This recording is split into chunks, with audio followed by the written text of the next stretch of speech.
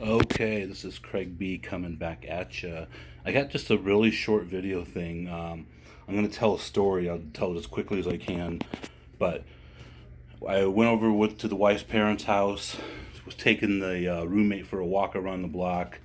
He's like a little dog. He likes to run up in the driveways and this and that. So he runs up into this driveway, and people were throwing away a bunch of stuff on the curb. But this was up, by the front of their house. This is a nice area, or nicer. And I'm like, what does that looks like familiar? I saw the Tops box. So these people had, as you can see, these are bags. We're going to have a lot of bent corners. These people had just tons of bags and boxes, and I haven't even got down in there and what's down in the bottom here. And so I saw them like, holy shit, that's all cards. I snuck up and took a little closer peek.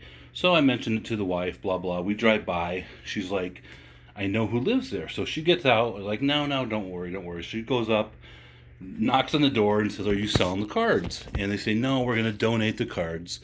And they didn't say where or anything, but I guess they knew each other from a long time ago in the same neighborhood for 35 years. So she said, okay, so we drive home, and we get a call from the wife's mother, and they said, oh, the so-and-so family just called me and said you stopped by and knocked on the door, blah, blah. They said, come back and take some of the cards if you want. So actually, the wife's dad went over and took, he said, about a third of them. So we got 6 bags, and this big box here. I see hockey, I see some oddball stuff. This is a set, but it's also got some other stuff in it. Is that Score? Oh, it's like the rookie. So there's just a ton of stuff in here.